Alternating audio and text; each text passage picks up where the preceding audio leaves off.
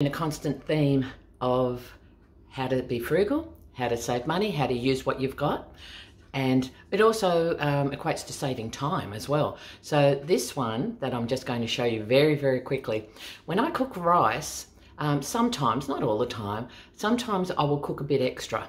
And the reason I cook a bit extra is because I make a rice pudding. Now it's not there are baked rice puddings where you bake it in the oven, but this is just a quick and simple rice pudding, and I'll show you what I do. So this is the saucepan that I've just cooked the rice in. Just rinse the rice. I don't need to clean the saucepan. So I've just taken out what rice I need to use. And this is the extra that I've cooked. So there's not too much there, possibly about 2 cups. But the thing is that, sorry, I'm just opening a can of, you can see that I'm just opening a can of evaporated milk there. The thing is that when you're cooking your rice, you're going to be using the same amount of electricity to cook, or gas, to cook this saucepan full, or just a little bit. It's going to take the same amount of electricity. So while you're doing that, cook extra, make a quick dessert. So this dessert can be served warm or cold. It's just the leftover rice, evaporated milk. Now I'm not giving quantities here because it depends on the amount of rice that you've got left over.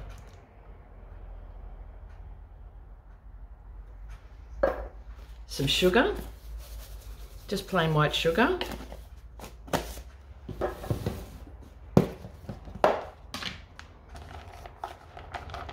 And sultanas. And again, it depends on whether you like a lot of sultanas or you don't like very many, or if you don't like them, don't put them in if you don't like them at all.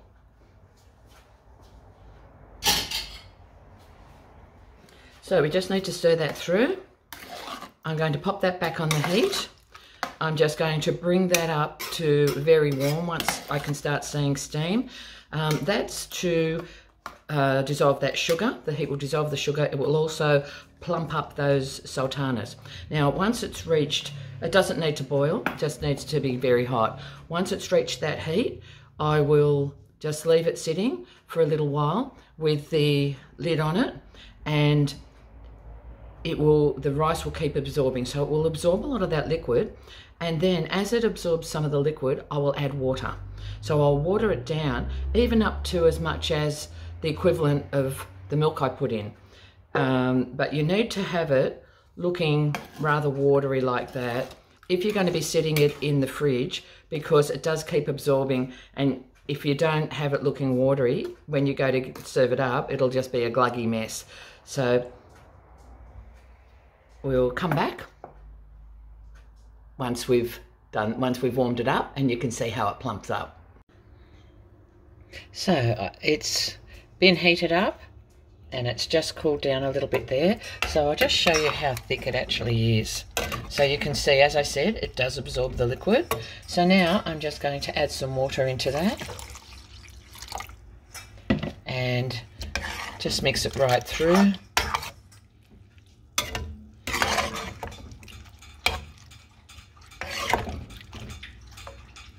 And it's whatever consistency you want it. So if you want it really thick, of course you add less water, or if you want it more runny. But as I said, this isn't going to be consumed all in one go, so it's going to go in the fridge where it will continue to absorb. And so I'll serve some of that up, but I'll probably add a little bit more water to that.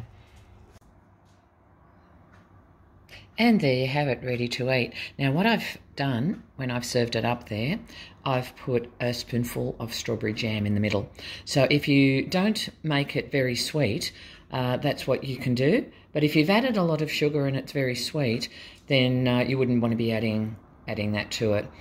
But that actually makes it delicious, having some strawberry jam or any sort of jam with it when you're serving it. So there you have it. Very easy rice pudding. Hi, seeing that today's video was such a short video, I just thought I'd tack something on the end of it. Now I do get asked a lot of questions about my beautiful dog Zeus. So I just thought, come in here. You're going to come in the shot? Here he is here with me right now.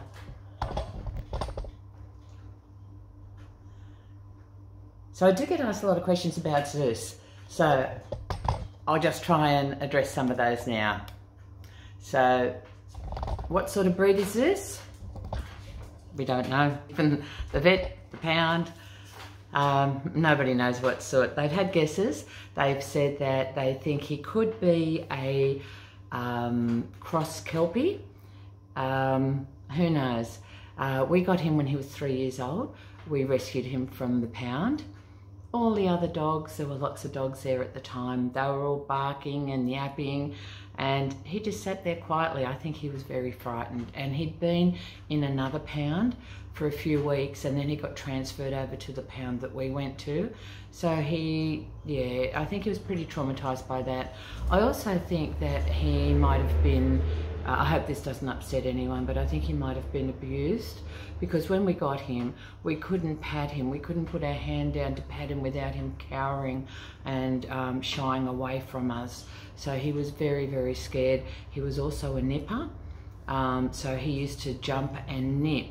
But I think that was like a protective mechanism that he had, and it did take quite a while. I would say probably a good part of a year to get him out of that nipping. He would do it when he was excited, he would do it when he was fearful.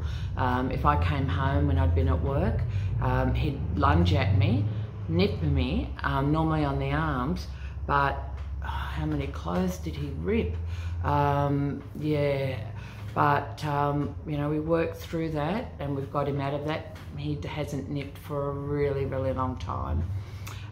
He came into a household with 2 other dogs and a cat, and while he was here we had my son's friend moved in, so we ended up with 4 dogs on the property. But I do have a large property. We had 4 dogs on the property and he loved it.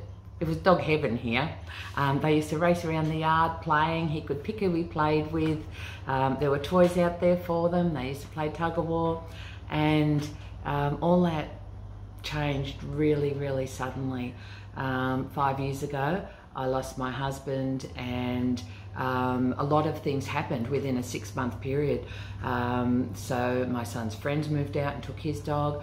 My daughter and her husband were in the process of buying their house at the time. They moved out.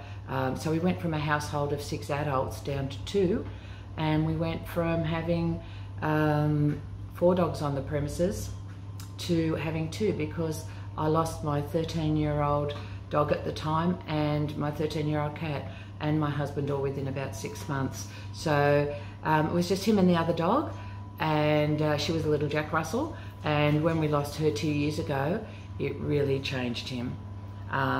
He very, very much misses the company of another dog, and he is attached to me like glue, especially that I've retired and I'm home 99% of the time.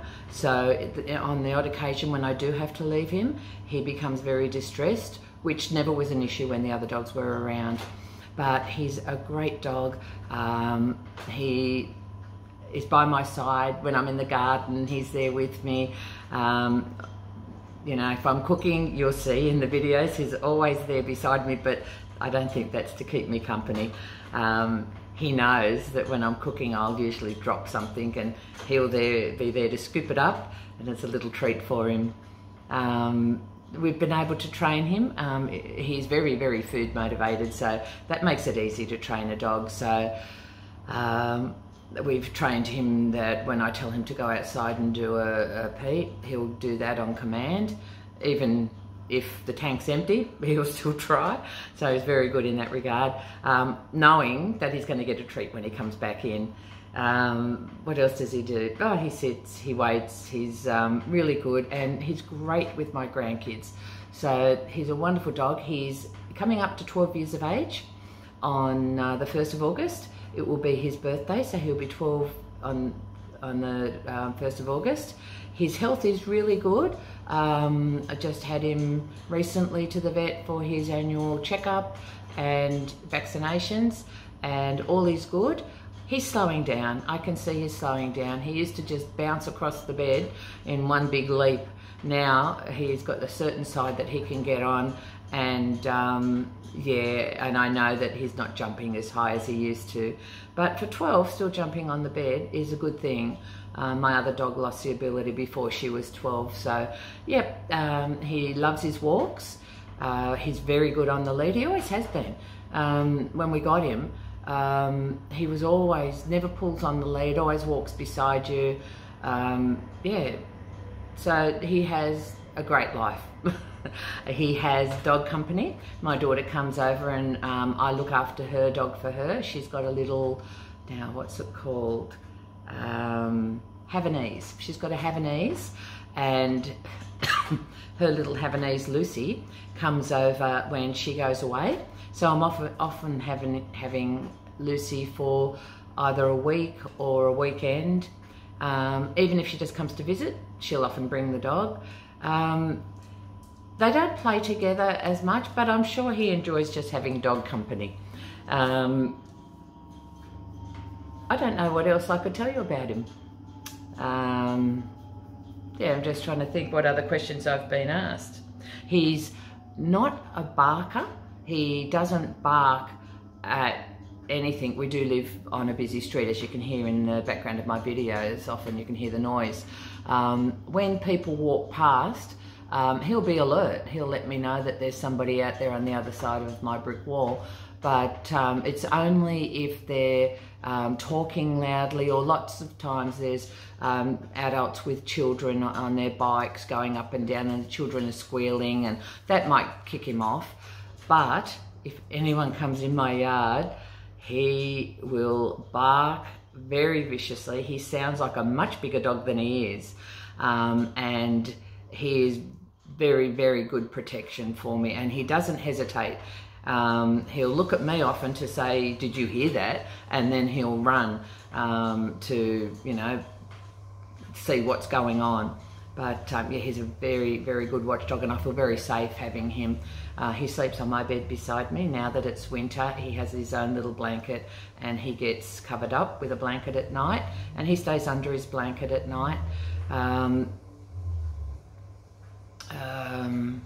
He eats one meal a day. He eats breakfast in the morning. He did put on weight because I was feeding him snacks. Like when I'd eat, he'd give me those puppy dog eyes, and I'd always give him part of my meal. Sometimes I couldn't finish my meal, and I'd give him like half what was on the plate. So as well as having his full allowance of food for the day, he'd have a lot extra. So I have become very mindful of that. He's got back to his regular weight, which is about 14 to 14 and a half kilos. And I have to be mindful of when I give him treats. Now, the treats I give him, I just give him kibble. I put the kibble in a little bowl by the back door, and I used to give him 2 or 3, but I cut it down to 1. So when he comes in, I could just give him 1 kibble and say, good boy, you know, for going to the toilet or whatever he was doing.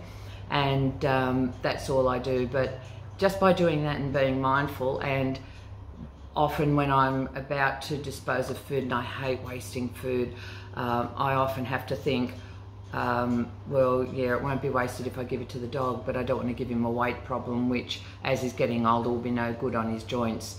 So this has to go in the bin. But I'll often give him like just 1 or 2 spoonfuls of something if it's really nice and I know he's going to enjoy it. Who can resist those puppy dog eyes? But yeah, that's the lowdown on Zeus. So his full name is, we call him Zeusy Boy. And yeah, my grandkids love him, and he is excellent with the kids. So what more could you ask for in a dog? Thanks for watching the video. Bye.